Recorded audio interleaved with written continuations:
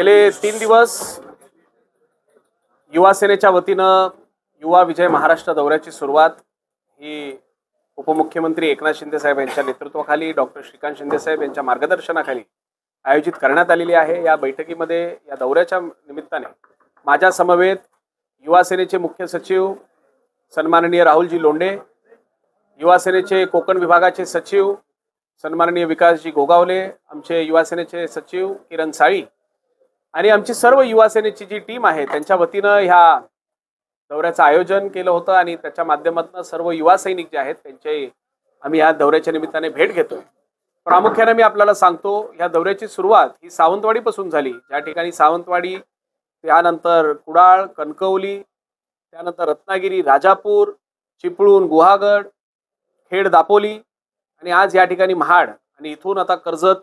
श्रीवर्धन, अलिबाग अशा प्रत्येक विधानसभा मतदारसंघाचे जे युवा सैनिक आहेत त्यांची भेट घेण्यासाठी या दौऱ्याचं मी आयोजन केलेलं आहे। खरं तर ह्या सर्व युवा सैनिकांचे आभार मानण्यासाठी मी स्वतः ह्या पक्षाचा कार्याध्यक्ष म्हणून ती माझी जबाबदारी आहे आणि त्या निमित्ताने मी सर्वांचे आभार व्यक्त करण्यासाठी, युवा सैनिकांचे अभिनंदन करण्यासाठी मी संपूर्ण महाराष्ट्रामध्ये या दौऱ्याच्या निमित्ताने फिरत आहे। नाही, मी तुम्हाला सांगतो 2012 साली मी एक ड्रग फ्री महाराष्ट्र म्हणून एक कॅम्पेन सुरू केला होता, ज्याचं पूर्ण कॉल सेंटर सेटअप पासून सगळ्या गोष्टी मी केल्या होत्या आणि नक्कीच ठाणे जिल्ह्यामध्ये त्यावेळेस, कारण मी ठाणे जिल्ह्यात राहत असल्या कारणाने त्यावेळेस ठाणे जिल्ह्यामध्ये ह्याचा प्रमाण खूप वाढला होता आणि या ड्रग फ्री महाराष्ट्राच्यामुळे त्यावेळेस खूप त्याचा इम्पॅक्ट हा आम्हाला पाहता आला आणि लोकांमध्ये एक भीती निर्माण झाली होती,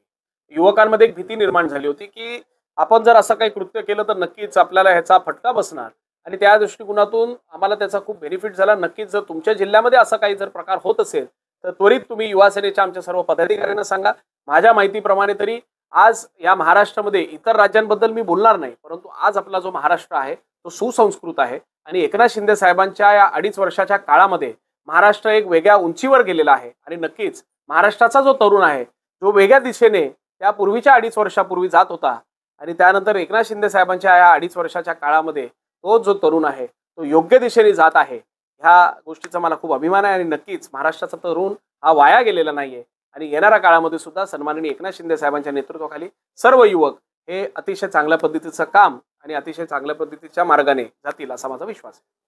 पहा, आम्ही आजच्या बैठकीमध्ये सर्व आमच्या पदाधिकाऱ्यांना एक विनंती केली आहे की लवकरात लवकर प्रत्येक कॉलेजेस, जिल्ह्यातले जे कॉलेजेस आहेत, तालुक्यातले जे कॉलेजेस, त्या प्रत्येक कॉलेजेसमध्ये जाऊन युवा सेनेची युनिट स्थापन करणं हे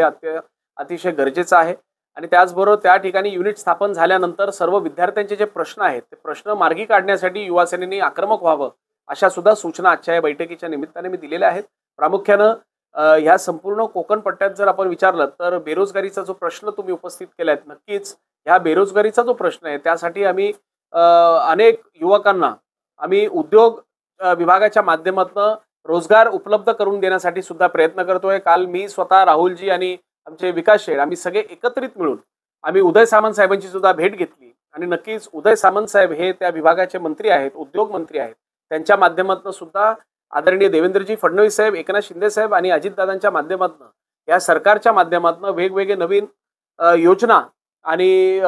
वेगवेगळ्या पद्धतीचे आपण जे म्हणतो की एक सिक्वेन्सिंग, हे सर्व गोष्टी हे या सरकारच्या माध्यमातून युवकांसाठी केले जातात।